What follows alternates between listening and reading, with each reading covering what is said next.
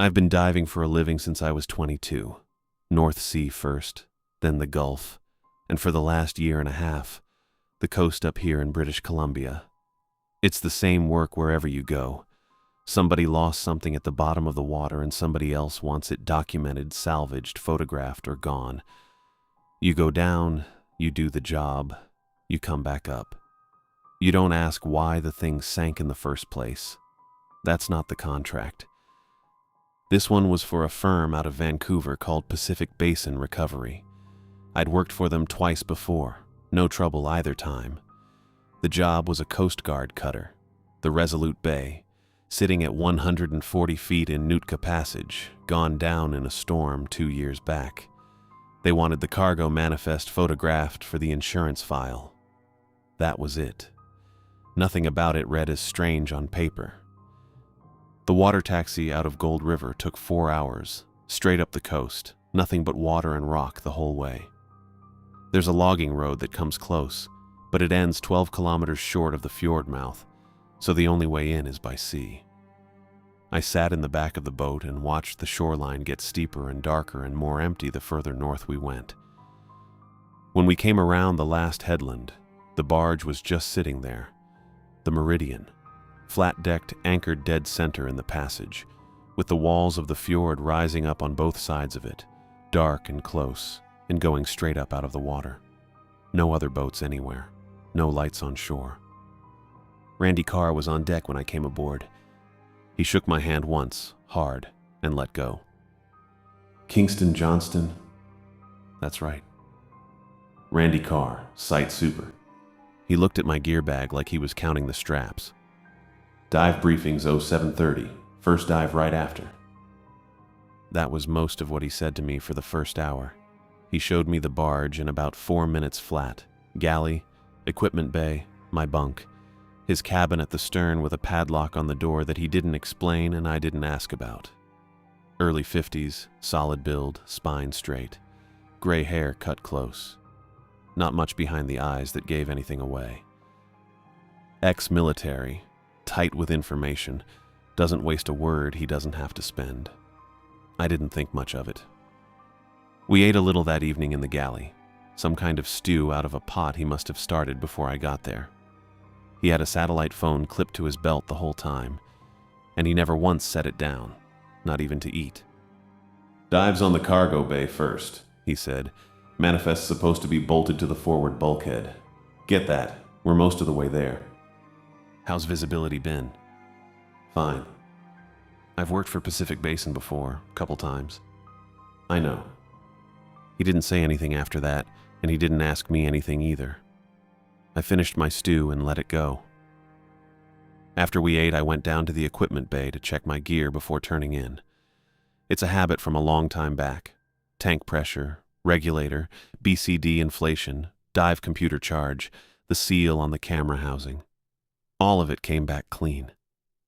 There's a porthole in the equipment bay that looks out on the passage, and by the time I was done, the water outside had gone black. Flat black, no wind on it at all. The walls of the fjord had disappeared into the dark above the waterline so that all you could see was the little bit of shoreline right at the surface. And past that, nothing. It doesn't feel like open water. It feels like being inside something. I went to my bunk. The barge didn't move much on its anchor, no wind to speak of. Every so often I heard a line creak somewhere on deck, and once faint, Carr's boots crossing the corridor toward his cabin, and then his door, and then nothing. I lay there a while, listening to how quiet the passage was. The dive briefing was set for 7:30. Cargo bay, manifest, photographs, a straightforward job, nothing more. Nothing about it seemed out of the ordinary. The briefing at 7:30 took about 2 minutes. Carr laid it out standing at the stern rail with his coffee, not sitting. Cargo bay first. Manifest clipboards in a waterproof sleeve bolted to the forward bulkhead. Photograph it and the surrounding cargo. I geared up, checked my regulator, and went in at 8:05. The Resolute Bay was sitting upright on the silt at 140 feet. Hull breached along the port bow, the way you'd expect from a big wave or a collision. Everything else about her was ordinary. I worked the cargo bay in a grid and found the clipboard exactly where the briefing said it would be. I photographed it from 4 angles and surfaced at 9:20 with a full card. Carr ran through the images on his laptop at the rail, thumb on the trackpad, no expression. "First dive is satisfactory," he said, and closed it. I ate. I checked my gear for the morning. Second dive was the forward section, bridge, radio room, crew quarters, standard survey work, nothing in the tasking that should have kept me up, and it didn't. I went in at 7:40. The bridge door was jammed open enough to pass through, and I photographed the helm, the chart table, and the instrument panel. Aft of that were the crew quarters, 4 berths, personal effects still sitting where the men had left them. Someone had pinned a photograph above one of the bunks. I photographed that too. The radio room was 40 minutes in. The door was jammed half open by debris, same as the bridge, and I worked my light through the gap before I went in. Equipment still mounted to the walls. Chart table upright. The radio itself was dead, its housing cracked down one side. I photographed all of it. Clipped to the wall beside the radio was a document pouch, the waterproof kind, sealed at the top with a fold-over clasp. Coast Guard crews keep their logs in those. I unclipped it. Inside was a logbook, watch officer's log by the cover. I opened it there in the radio room, holding it steady under my dive light, and started reading from the back. The last 3 entries were close together, 5 days apart from first to last, ending 4 days before she went down. The first one was in a clean, even hand. It logged an acoustic anomaly on the hull sonar, a pulse, repeating on a steady interval, coming from below the seafloor. Not geological. Not any pipeline or cable route on record in the passage. The entry called it origin unknown, possible anthropogenic source, below seabed. The second entry was the same hand. The pulse had held for 36 hours straight by then. 90 seconds between each one, timed out to the second. The crew had tried to raise the Canadian Hydrographic Service and Defense Pacific to report it. Nothing back on either channel. The signature line under both said, Joey Mitchell, watch officer. The third entry wasn't his hand. Tighter, harder pressed into the page, like whoever wrote it was in a hurry or gripping the pen too hard to write easy.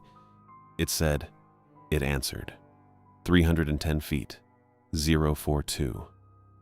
No name under it, no rank, nothing else on the page. I read it twice under the light, because the first time through I told myself I'd misread it, and the second time it said the same thing. Then I closed the log and sealed it back in the pouch and finished photographing the room. I surfaced with the manifest images and the logbook both.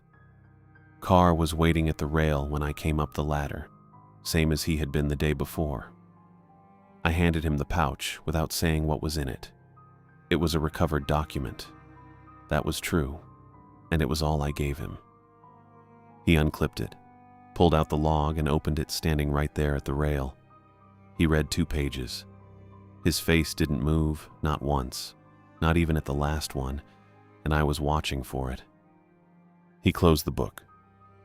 The logbook is a recovered government document, he said. It enters federal chain of custody from this point. He carried it below to his cabin. I stood on deck with my fins still in my hand, salt water running off the wetsuit onto the boards, and a few seconds later, I heard the safe close.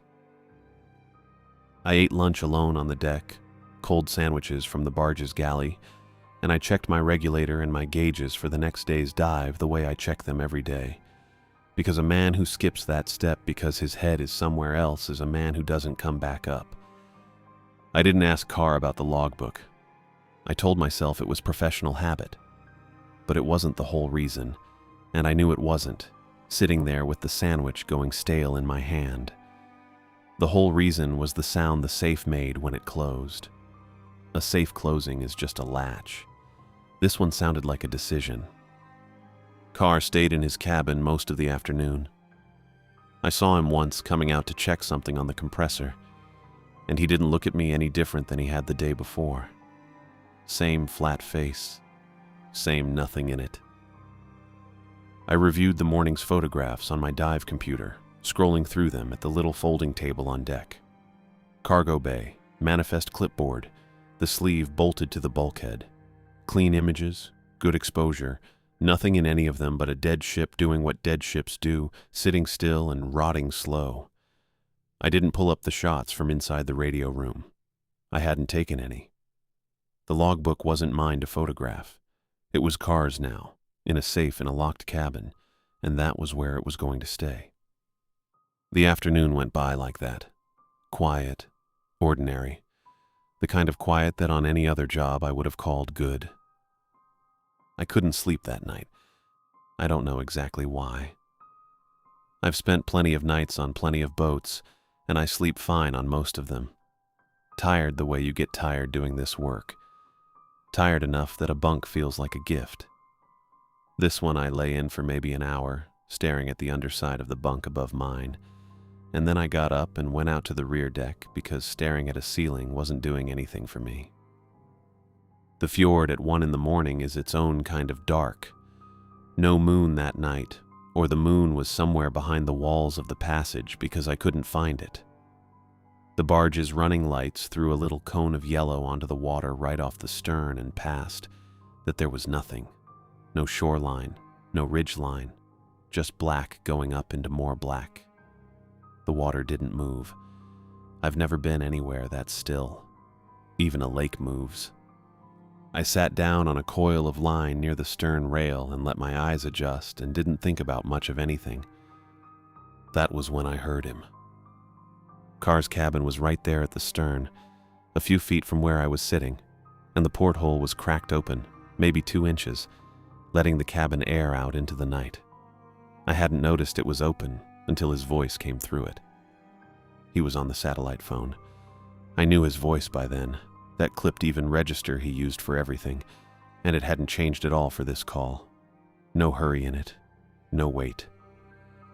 "The logbook is secured," he said. A pause. I couldn't hear the other side of it, whoever was on the other end of that line, wherever they were. "Breach is confirmed at the 042 bearing." Another pause, longer this time.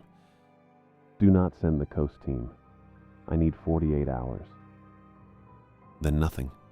No goodbye that I heard. Just the sound of him setting the phone down on something hard, and then quiet again. The ordinary shipboard quiet of a man alone in his cabin. I sat very still on that coil of line and didn't move for a long time. Breach confirmed. 042 bearing. Do not send the coast team. I turned those words over the way you'd turn over a rock to see what's under it, except there was nothing under it, just more rock. I tried to make it mean something small. A breach could be a hull breach, could be paperwork language for damage already logged 2 years ago on a ship already sitting at the bottom of the passage. The bearing could be a survey line, a grid reference, nothing more sinister than the numbers on a chart. The coast team could be anybody. Coast Guard Auxiliary, an insurance adjuster.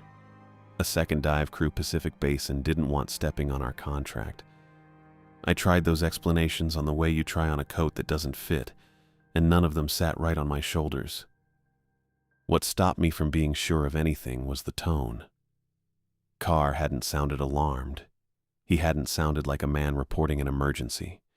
He'd sounded like a man confirming a delivery date. That evenness cut both ways. It could mean the thing he was talking about really was small, routine, nothing to raise his voice over. Or it could mean he was the kind of man who never raised his voice over anything, no matter what it was. I had one half of a phone call and no way to get the other half. I stayed out on that rear deck for another hour, watching the black water do nothing at all, listening for anything else through that cracked porthole and hearing only the compressor cycling somewhere below and, once, the creak of the barge shifting against its anchor line. The passage walls stayed invisible above the waterline the whole time. Before it got light, I went back to my bunk. I lay there listening to the kind of silence that isn't really silence. The low hum of the barge's systems, my own breathing, and underneath all of it, the stillness of the passage itself pressing in through the hull. I turned the words over again and again, trying to make them mean something I could file away as somebody else's problem, and I could not make them mean anything safe, and I could not make them mean anything certain either. I went in at 8:15. The tasking was the cargo bay, the last of it. Photograph what I hadn't gotten the first day, close out the manifest job, be done. I told myself I wasn't thinking about the logbook. I told myself that twice on the ladder down, which is usually a sign you're thinking about something. The water was clean at the surface and got greener fast. By 110 feet, I was following the hull line the way I had the first morning, one hand near the plate, light angled down and ahead, and that was when I saw the silt was wrong. It wasn't scattered the way silt scatters. It ran. A furrow, maybe 4 feet across, cut northeast off the wreck and away from it, straight, the kind of straight that current doesn't make, and an anchor drag doesn't make either. An anchor drag wanders. This didn't wander.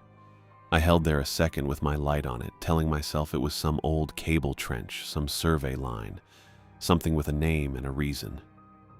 I followed it. I know that wasn't the tasking. I know what Carr would say if I told him, which is nothing, because I didn't tell him. I finned along the furrow with the wreck behind me, and my air ticking down the way it always does. And the furrow didn't stop, it just kept going out past the edge of what my light could hold, so I kept going with it. It ended at a depression, round, maybe 30 feet across, and I hung above the rim of it and did not go down into it. The silt at the edge wasn't scattered outward the way an impact throws material. It was pushed up, mounded, like something underneath it had come up through and stopped right there. Not fallen, risen. I took the pictures. Rim first, wide, then closer, then the center, which sat darker than the silt around it, deeper or hollowed or just holding shadow in a way the rest of the floor didn't.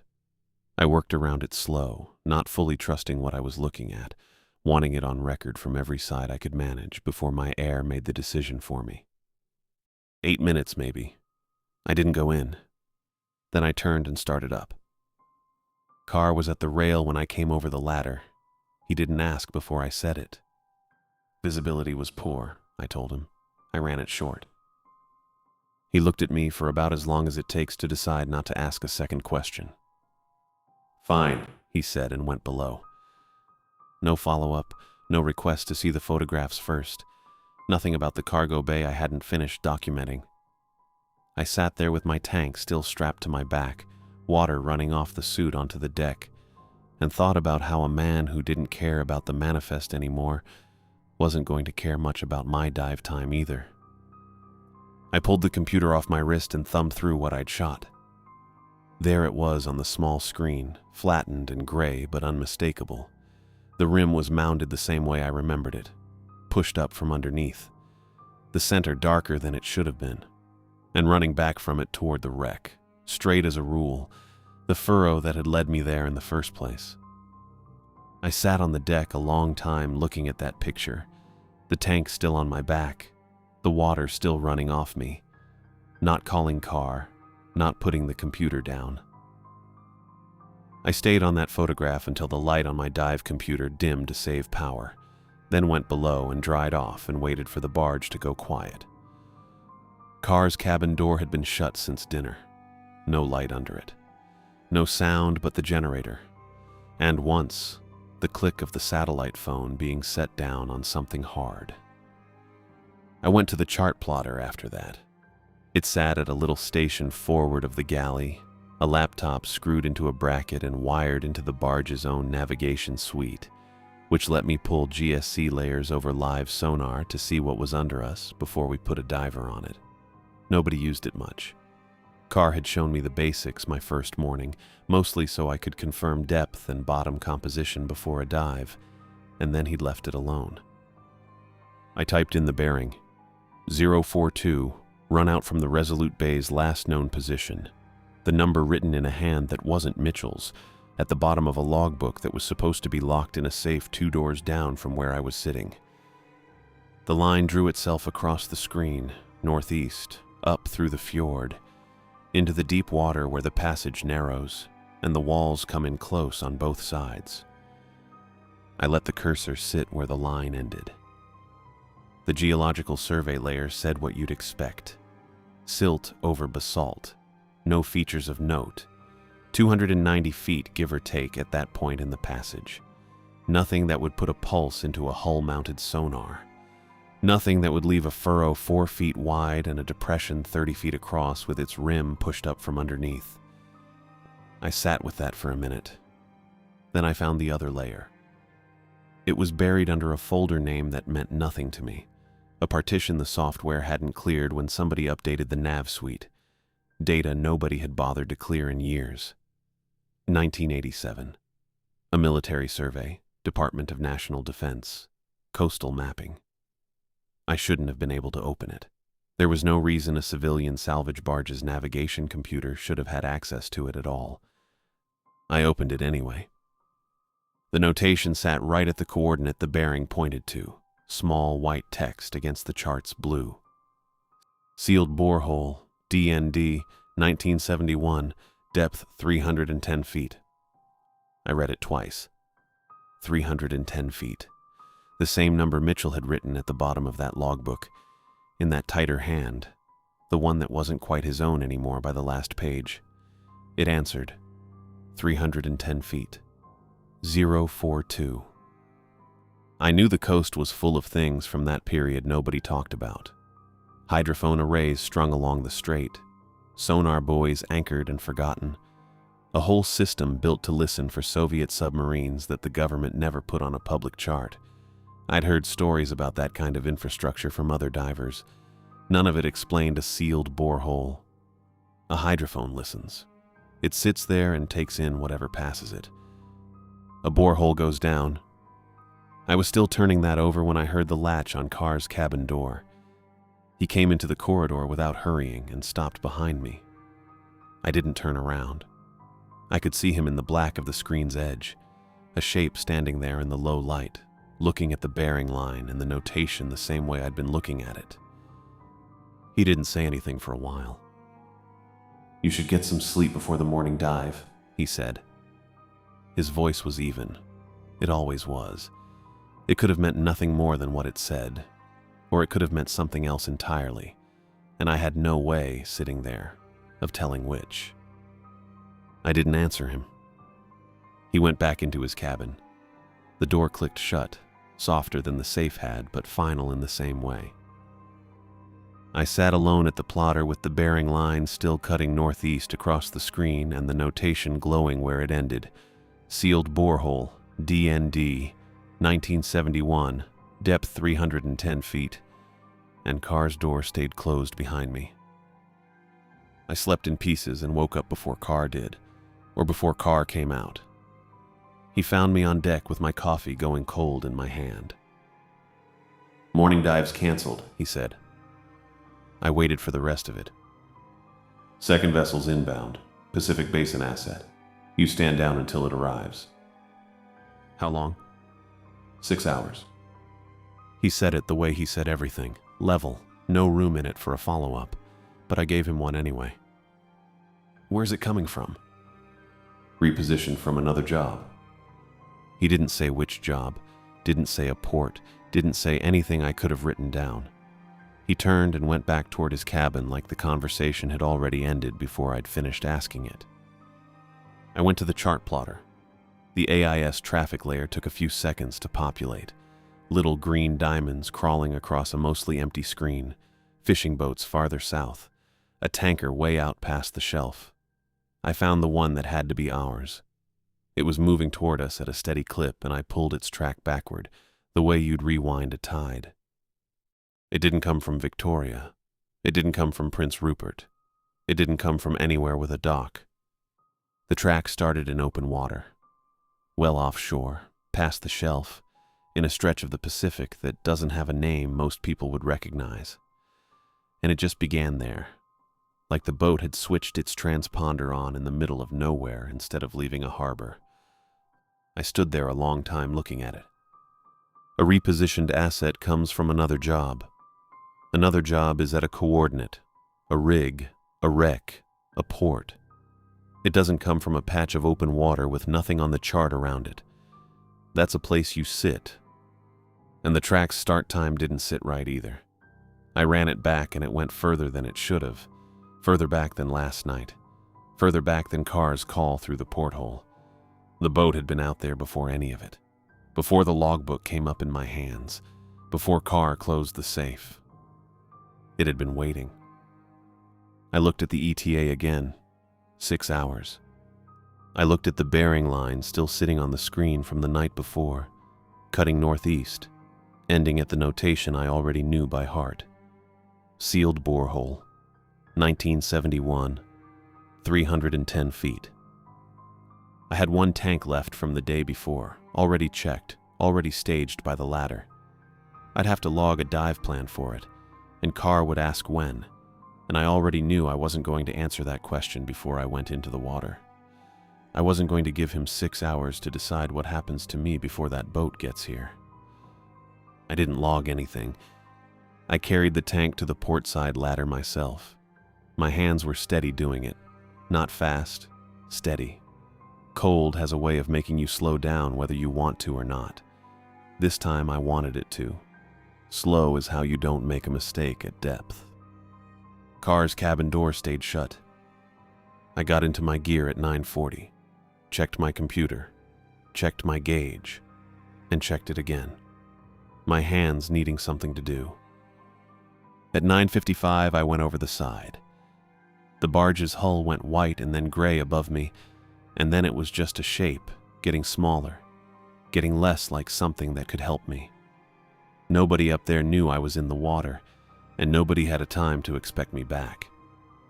I leveled off and turned onto the bearing. 042. I started down. The descent took 22 minutes.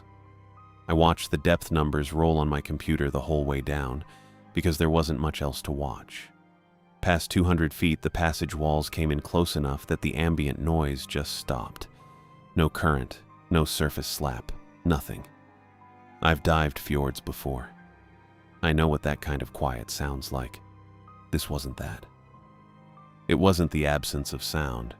It was more like the water was holding still on purpose, the way a room goes quiet when everybody in it is listening for the same thing. At 290 feet, my light found the basalt, and then it found the cap. 4 feet across, steel bolted flush into the rock. Stamped along the rim was a designation I didn't recognize and a date, 1971. It wasn't sitting flush anymore. Something had pushed it up from underneath. 2 of the 4 bolts had sheared clean through, the metal bright where it had torn.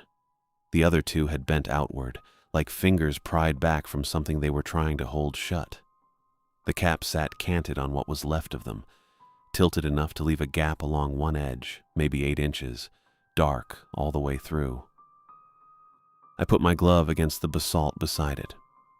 Warm, not hot, just warm, the way a rock is warm after a day in the sun, except there was no sun down here and hadn't been for 290 feet of black water.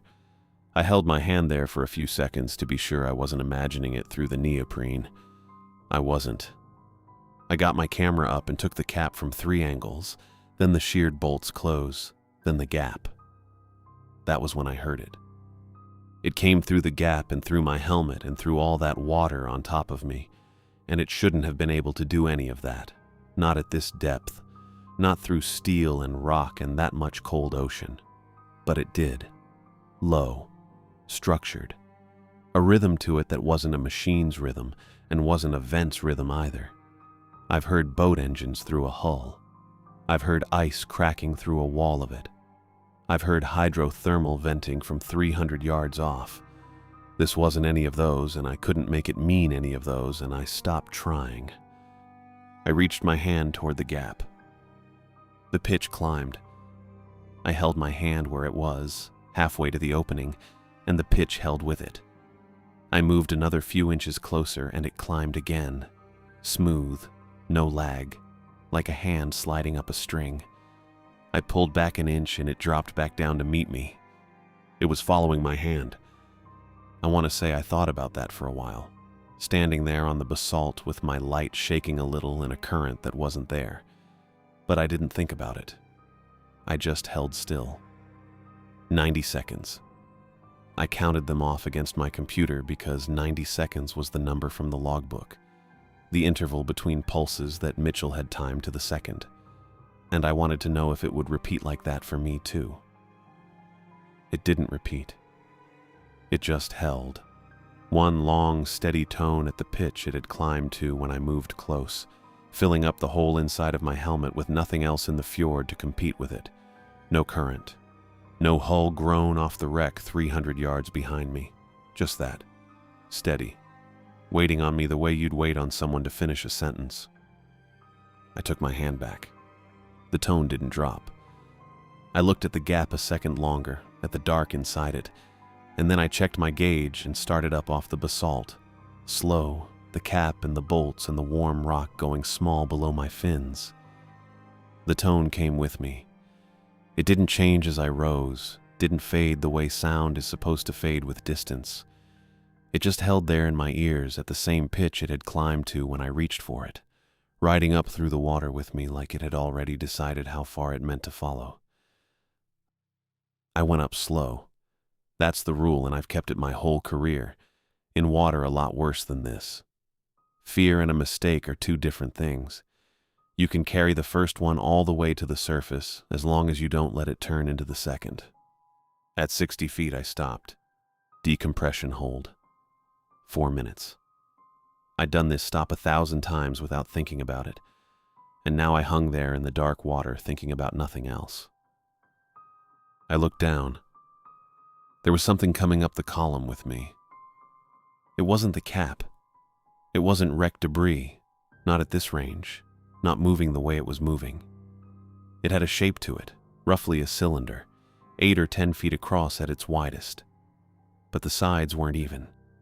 My light caught it in patches, bright, then dark, then bright again, like it was catching on something with texture instead of smooth metal or rock. It was rising under its own power. Slow. Patient. In the same water I was in. I stopped moving. It stopped. I eased up 3 feet to test it. It came up 3 feet behind me. The gap held. 30 feet, near enough, and it didn't close and it didn't fall back. I watched it for the whole 4 minutes of that hold, and it stayed exactly where it was, like it had already worked out what a decompression stop is and how far off it needed to sit to let me have mine.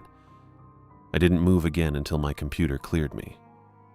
Then I went up the last 60 feet as fast as the tables let me, and I didn't look down. I kept my eyes on the hull of the barge coming into shape above me, pale and getting bigger. My hands found the ladder. I pulled myself up onto the Meridian's deck with the tank still strapped to my back, and I sat down right there on the wet steel, and I did not get up. My hands were steady. I looked at them for a while, sitting flat on my knees, not shaking at all, and I couldn't tell you why. Carr's cabin door opened. He came out onto the deck and looked at me sitting there in full gear, dripping, tank and all, and he didn't ask where I'd been. He didn't ask why I wasn't dressed for the cargo bay dive he'd canceled that morning. He just looked at me the way he looked at everything, flat and even, like a man checking a gauge. "The second vessel will be here in 2 hours," he said. "Clean up your gear." Then he went back into his cabin. I sat there with the tank still on my back, looking out past the rail at the water of the passage. Flat, black, nothing moving on it anywhere. I stayed on the deck. My gear was clean and coiled and put away, and there was nothing left to do with my hands, so I sat with them in my lap and watched the water. Around 9, lights showed up at the mouth of the passage. Not running lights. A shape, low and dark, moving without any wake I could see from that distance. It came on slow, unhurried. It anchored 200 meters north of us. No name on the hull. No flag at the stern. 80 feet, maybe. A converted research platform. The kind of vessel that has had 3 different lives and has been repainted gray over each one. It sat there in the dark with 2 low deck lights burning and nothing else lit at all. I didn't go below. I told myself I was tired and that was why I stayed up, but that wasn't it. Around 10, 6 men went into the water off its stern. I counted them twice to be sure. They wore gray dry suits, not the black neoprene I was used to seeing on a working boat, and the gear they carried down the ladder wasn't anything I recognized from a supply catalog. One of them had a frame on his back, wide and flat, with a row of what looked like transducers set into it.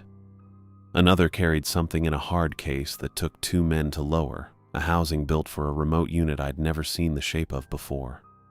No lights went on in the water. No radio chatter carried across to us, not on any channel my handheld could pick up, and I tried 3. They worked like that for hours. I watched the surface where they'd gone down, and there was nothing to see, just the black water and the 2 low lights on the platform, and once in a while, a ripple that meant somebody down there had moved. Carr came out onto the deck sometime after that. He had an envelope in his hand. "Contract's complete," he said, and held it out to me. "Water taxi will be at the barge at 0600. I opened it. A check, Pacific Basin Recovery letterhead, and the number on it was 3 times what I'd signed for. I looked at it for a second, then folded it once and put it in my breast pocket. Then I looked past him at the water, at the platform, at where the men had gone down. "What's in the borehole?" I asked him. He didn't answer right away. He stood there next to me at the rail, watching the same dark patch of water I was watching, and for a moment I thought he wasn't going to say anything at all. "The cutter's crew asked the same thing," he said. That was it. He turned and went back to his cabin, and the door closed and I heard nothing else from behind it. No safe this time, just the latch. I stood at the rail a while longer. Every other thing Carr had said to me in 3 days could have meant 2 things. The satellite phone calls he took below deck. The way he closed that logbook without his face changing. Breach confirmed. 48 hours. All of it could have been paperwork. Could have been a man managing a chain of custody if I wanted it to be. I had wanted it to be. That sentence didn't have a second meaning. The cutter's crew asked the same thing. So had Mitchell, and so had whoever wrote those last 3 words in a hand that wasn't Mitchell's.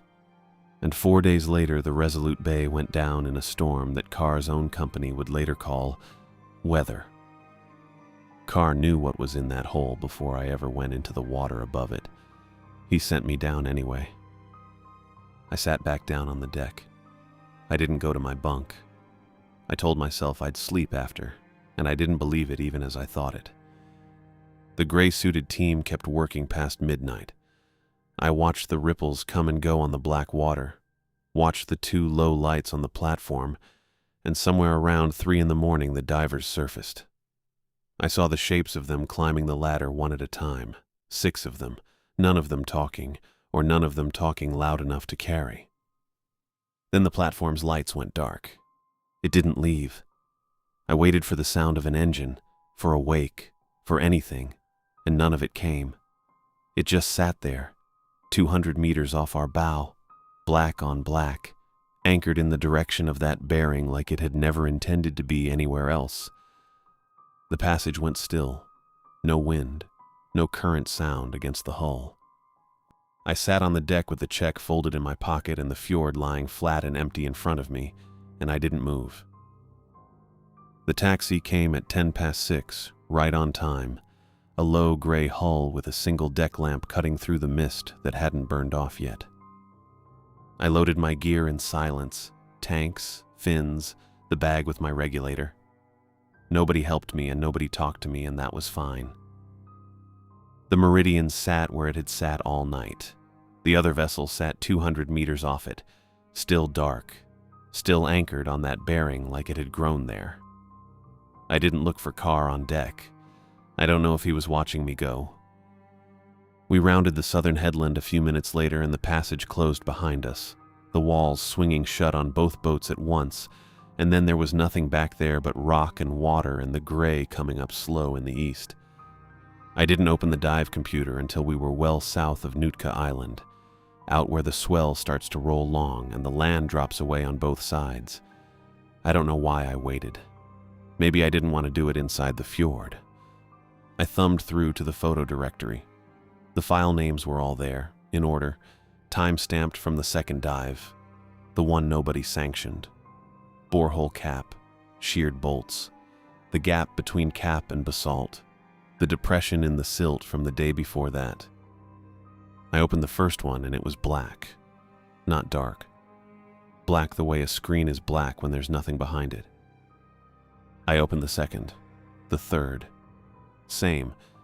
The file sizes read 0 bytes, every one of them, and I sat there in the stern of that taxi with the engine noise going, and I checked the right timestamps out of habit, the same as I'd check a gauge. 3:14 in the morning. I had been on the deck of the Meridian at 3:14 in the morning. I had watched 6 men in gray dry suits climb a ladder at 3 o'clock, and I had sat there afterward, watching their platform go dark, for most of an hour before I finally went below. The computer had been in my bunk the whole time. Locked cabin, locked bunk, the way I always leave it. Someone had gone in while I sat outside watching the water. I scrolled back to the manifest photographs, the ones from the very first dive, the job I'd actually been contracted to do. Those were intact. Every file opened clean, the clipboard sharp under my strobe, the bulkhead behind it exactly as I remembered it. Only the other set was gone, which meant whoever did it knew which files were which, knew what I'd found before I told anyone. I sat with the computer in my lap for a long time after that, watching the wake fold out behind us, and I didn't say anything to the 2 crew running the taxi, and they didn't ask. 6 weeks later, I was back on the mainland when Pacific Basin Recovery put out its report on the Resolute Bay. 11 pages. Cause of loss listed as storm damage to the hull, consistent with the weather on record for the night she went down. There was a section on hull stress, a section on recovered debris, a section on the search and rescue timeline. The cargo manifest ran as an appendix at the back, my photographs reproduced in grainy black and white, exactly what I'd been paid to bring up. No logbook, no radio room, no bearing, no depth, no borehole, nothing below the seabed at all. I read it twice, and then I went looking for the incident report Transport Canada had filed at the time, the one that predates any of this, the one nobody dresses up for insurance. Watch Officer Joey Mitchell, lost at sea, body not recovered. 1 other crew member listed the same way. 4 survivors. I found the signature block near the back, where Mitchell had signed off on an earlier report months before the sinking, routine stuff, fuel logs and inspection sign-offs. I held it up next to a photograph I still had of the logbook's final page, the one I'd shot before I ever handed the book to Carr. A habit, nothing more, something I did on every dive. The hand that wrote it answered, 310 feet, 042, was the same hand that had signed those fuel logs. Same slant, same close-set lowercase letters, same way of crossing a 7. Mitchell had written the first 2 entries in his usual log hand, careful and square, despite nobody answering the radio when he logged the anomaly. Mitchell had also written the last one. I sat there a long time with the incident report open in front of me and the photograph beside it, matching the letters one against the other, and I didn't move. Mitchell wrote all 3 entries, and 4 days after he wrote it, Mitchell went down with the cutter. I still work salvage diving. That part didn't change. In the 18 months since Nootka Passage, I've taken 3 contracts: a tanker off Sable Island, a container ship outside Prince Rupert, sitting in open water with room to breathe on every side, a pipeline inspection south of the border I won't name, all open water. None of them in a fjord, and I've turned down 2 jobs that were. I cashed the check, triple the contracted amount, and it cleared, and I didn't send it back or burn it or do any of the things a man in a story might do. I bought a truck with part of it. That doesn't mean I'm done thinking about the rest. I've tried to build a version of each piece I could live inside. The borehole I can build. Cold War infrastructure, something the Department of National Defense sealed in 1971 and never got around to decommissioning. Decommissioning costs money, and nobody wants to file the paperwork on a thing they'd rather forget they built. The coast is full of that. Hydrophone arrays nobody talks about. Listening posts under kelp beds. A sealed hole that didn't stay sealed isn't the strangest thing that's ever come up off this coast. The logbook I can build. A watch officer who caught something on sonar he wasn't supposed to catch. And a radio that nobody on the other end would answer, because whoever should have answered already knew what he was hearing and had decided not to say so. The photographs I can build. 6 men in gray dry suits with equipment I've never seen in a civilian catalog have the access to reach into a locked bunk on an anchored barge and put a 0-byte file where a photograph used to be. I don't love that version, but I can walk myself to it. Carr's last sentence I can build too if I want to. A man who knew what was under that fjord floor before I ever touched a regulator, and who sent me down anyway because that was the job, and who told me so in the only sentence he had that didn't have 2 ways of hearing it. The cutter's crew asked the same thing. Every one of those has a shape I can get most of the way around, even if I can't close my hand on it. The thing in the water doesn't. Not its size. I could live with the size, not the texture on it, the way my light broke up uneven across its length instead of running smooth. I could live with that too, tell myself it was silt, current. My own eyes doing what eyes do at 60 feet after 22 minutes at depth. I could build a version of the shape itself. Something large. Something that lives where nothing should. Something the Department of National Defense sealed a hole over in 1971 for a reason nobody wrote down. What I can't build a version of is how it held. It stopped when I stopped. It rose when I rose. 3 feet, and it gave me 3 feet. That alone I could argue myself past. Animals track a moving thing. That's not strange. That's just what a body in the water does when another body is in the water with it. But it held 30 feet below me, exactly, for 4 minutes. And 4 minutes is not a number I chose. 4 minutes was my decompression stop. It's the number written into the dive tables, the hold every diver takes at 60 feet so the nitrogen in his blood has time to leave without tearing him open on the way out. I didn't pick 30 feet either. 30 feet is a safe distance from a diver decompressing. It's not close enough to threaten him and not far enough to lose him. Something down there gave me both of those numbers. Not close, not once, not on approach, and not on the way out. It knew where the edge of my hold was, and it knew how far off to sit from it. And it sat there the whole 4 minutes. And when my 4 minutes ended and I started up again, so did it, holding the same 30 feet, all the way to where I stopped looking. A creature follows a diver. I've had seals shadow me on a wreck before, curious, keeping pace, close enough to touch if either of us wanted that. What held 30 feet under me for 4 minutes wasn't following. It was observing a protocol. It knew what a decompression stop was for.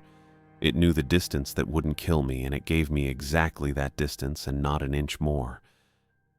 I'm telling this now because Mitchell is still listed as lost at sea, body not recovered, and I don't believe that anymore. I think Mitchell logged a bearing and a depth and 2 words that weren't his usual 2 words. And I think whatever he was answering came up through 310 feet of basalt to meet him part way. The same as it came up to meet me at 60 feet in the dark 18 months later. I have no photographs of any of it. The report is 11 pages, and none of those pages are mine. What I have is 4 minutes I can still count out in my head if I close my eyes, and the knowledge that a Coast Guard crew asked the same question I went down and asked, and 2 of them never came back up to answer for it. The borehole doesn't keep me up. Neither does the logbook, or the check, or the safe closing, or Carr's last sentence, which I've turned over enough times now that it's gone smooth in my hands like a stone. What I can't put down is this. It isn't what was sealed in that hole in 1971 that I can't live with a version of. It's that whatever came up out of it already knew exactly how far away it had to stay.